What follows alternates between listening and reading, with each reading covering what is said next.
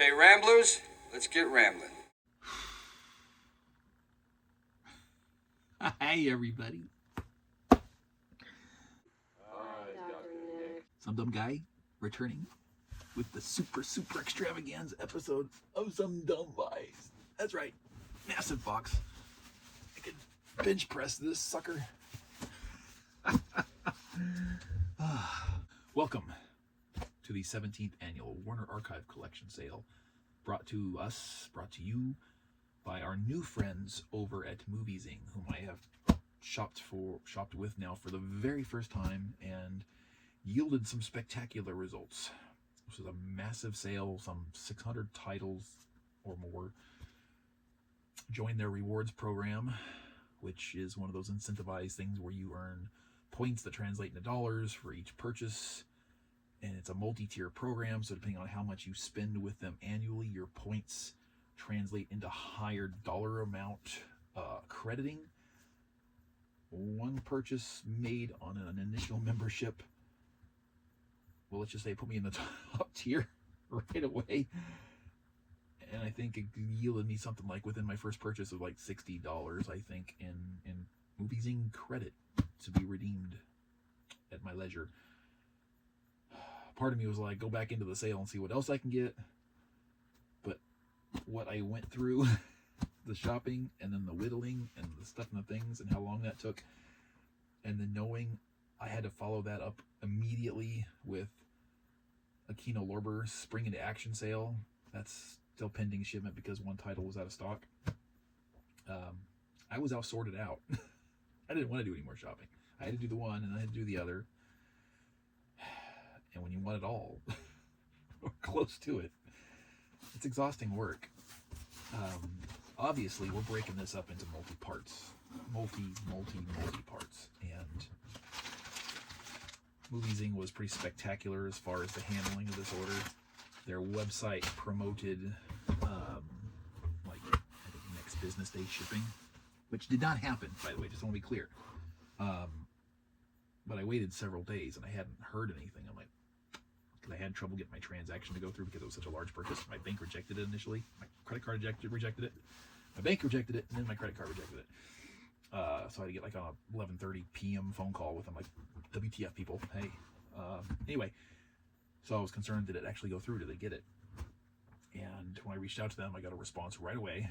Not only that, but they said, okay, we're going to look into that. And then I got forwarded an interdepartmental email saying, hey, this guy just made a really large purchase. Can we make sure everything looks good and it's going to get shipped? And they're like, hey, no problem. We had a little bit of delay because this sale is huge. Your purchase was huge. Taking a little bit longer to go through. Hey, totally cool. No pressure. No stress. Not in any hurry. Just want to make sure everything's okay.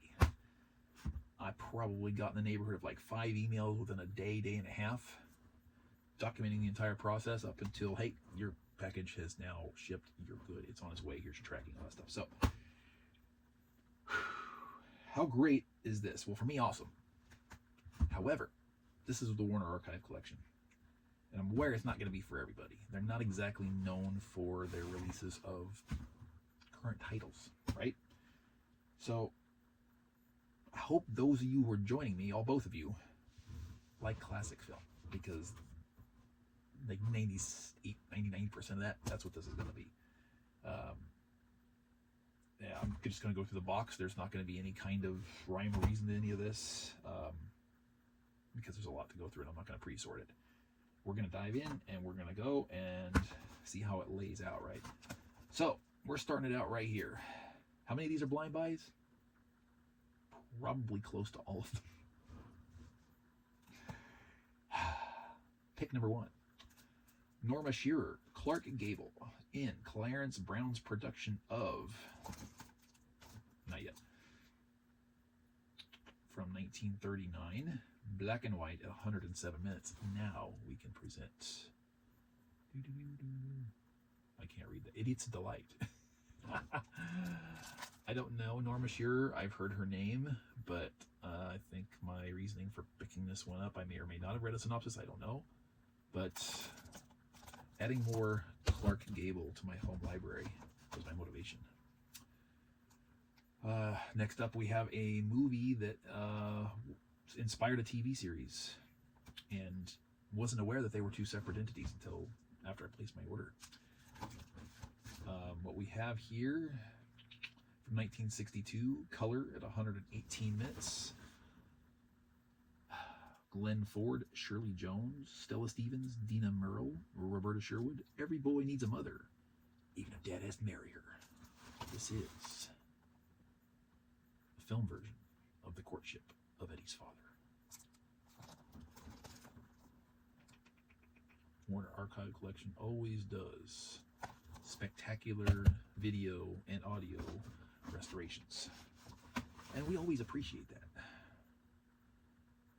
Once I'm done here, and I gotta document all this on my Chronicle It, my library on Blu-ray.com, and then I'm gonna have to go through and scour my Amazon and deep discount wish lists and yank all these so I don't accidentally purchase them again, because a lot of these were in reserve waiting. And all of a sudden I get this email about this sale, and I'm like, okay, for my pricing, that what I'm getting, each and every single one of these, $13.50. So I should have said that up front. Apologies. So we're doing nothing. I'm not going to be popping price tags up for what I paid for all these, because every single one is the same. That would be just a waste of labor, a waste in my editing process. So every single title in this box is going to be $13.50 a piece. Pretty spectacular. All right. What we got here? 1959, color, 149 minutes. Audrey Hepburn in Fred Zinnemann's production of The Nun's Story. So weird holding these in my right hand. I don't usually do that, but I just try to switch it out with my box in my lap and everything. I'm sitting at an unusual angle. Got that for Audrey Hepburn. Let's see here. What we have. 1948. Does that say 48 or 43? I think it says 48. Black and white, 110 minutes. We've got our first Western of the batch. Errol Flynn and Sheridan. He gambles his life for a city of silver and the lips of its golden-haired queen. Guess that's Ann Sheridan. Can't say I blame him. We have Silver River. I've now got a decent chunk of Errol Flynn titles in my home library here. I've never seen an Errol Flynn title. Never filmed a single film yet at all. Here's going to be one of, if not the most modern of titles. This one is from 1997. Pretty damn recent. Color at 96 minutes. Beautifully filmed, first-rate performances. It's another Western. Tom Selleck starring in Elmore Leonard's Last Stand at Saber River. I think Tom Selleck does a fine Western. I think most people tend to enjoy Quigley Down Under. Side note, for some reason, I always thought Quigley Down Under was part of a series of Quigley movies. Don't know why. When I Down Under, oh, okay, it's a sequel or something. This is now him going to Australia, like just like traveling at random adventures or something. I don't know. All right, 5 down, number 6. 1973, 105 minutes. Obviously, color. Richard Harris and Rod Taylor. Bloodthirsty Revenge. Starring in The Deadly Trackers. Who doesn't love Richard Harris? I didn't know Richard Harris had ever done a Western. Except, wait. He did have a brief role in, what was that Sam Raimi film, The Quick and the Dead, didn't he? Wasn't he the fraud, or one of the frauds, or something? I don't know. I'm getting a visual in my head now. I should know that movie better. There was the one fraud guy, right? Played with Lance Hendrickson. And then didn't he play some kind of hoity-toity type of gunslinger? I don't know. It's something. Correct me, people, folks. Let's cooperate with my brain here, if you would. Next up, we have from 1972 at 116 minutes. Glorious to look at and ruggedly acted by its star. This one had been sitting in my Amazon wish list and cart for quite some time. Some say he's dead. Some say he never will be. Sidney Pollack film noir. Others who might think he never lived at all. We got Robert Redford in Jeremiah Johnson. Now, I noted when I was originally looking at this title that there's a standard Warner Brothers release, and then there's the Warner Archive Collection release. So, of course, which one am I going to go with? You know it. The Superior. Ooh. Some potential, I'd say B-movie, sci-fi. Would this classify as science fiction? I don't think so. B-movie, semi-fantasy, something or other. I don't know. 1969, 100 minutes in color. After Raquel Welch conquered the screen in 1 million years BC, Hammer Studios followed it up with this movie. Thunder and Triceratops, Jurassic Adventure. This one is When Dinosaurs Ruled the Earth. It's scantily clad, lovely ladies and weaponry and being eaten by dinosaurs. And back here we have an image that's very Land of the Lost-ish. Oh, no, I'm not talking about the dumbass Will Ferrell movie. I am talking about the original series from my youth. Yes, I had one. Alrighty. We have a double feature for this one. A Silent Classics double feature even. 2 movies for $13.50? Yes. 1926 and 1929 respectively. Black and white, 61 and 81 minutes respectively. It's a dazzling duel of comedy classics from the end of the silent era. I like the idea of silent comedies. I don't think I've actually ever seen one yet, but some of the silent films I have seen have comedic elements that are fun. The Boob and Why Be Good. I know nothing. I don't care. I watch and I learn, and I hope to enjoy. All right, we're making it. This is going to be the last title for this round. I think I'm going to try to keep these at 10 titles per, because of the nature of what these are and the potential for, well, boredom over classic titles, maybe. I don't need to overwhelm anybody, but it's long videos of 15, 20 more titles of vintageness, right? So let's see what we have here for my last offering from 1963 at 135 minutes.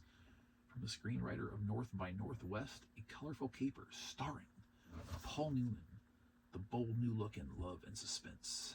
MGM presents. He ordered a martini, kissed a girl, and was plunged into a nightmare of danger. Was it the martini or was it the kiss? We find out in this movie, which is The Prize. I'm like, where's the title? It's under my fingers. Okay, it's bedtime. Yeah. It's official. There we have it. 10 titles down. Moving on. We're closing the box. Hardly made a dent. I don't feel any lighter. What'd you think? Word box it. Did you buy any titles from the Warner Archive Collection sale from MovieZyng? Word box it. Do you already own any movie titles from the Warner Archive Collection? Word box it. Does it inspire you to want to buy any Warner Archive Collection titles? Their library is vast. Hundreds and hundreds of titles. Blu-ray, DVD first and foremost, and Blu-ray, and now they're venturing into 4K. They do phenomenal work. I'm concerned for their future, given the circumstances of being bought out. Whether Paramount is actually going to get them, which it looks like they will. It's better than Netflix. But will they maintain the department? I sure hope so. But I'd be lying if I said that wasn't first and foremost on my mind when this sale hit. That it's possible, being an annual sale, I may never get this opportunity again. So I decided to take it and really up my game on my library, their collection. So here it is.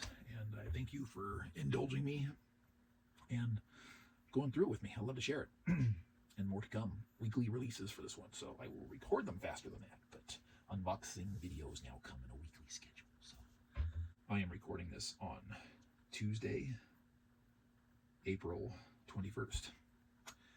And if my math is correct, you're going to be seeing this 5 weeks in the future, and then there'll be 1 week increments there after, mostly because if anything else comes in from other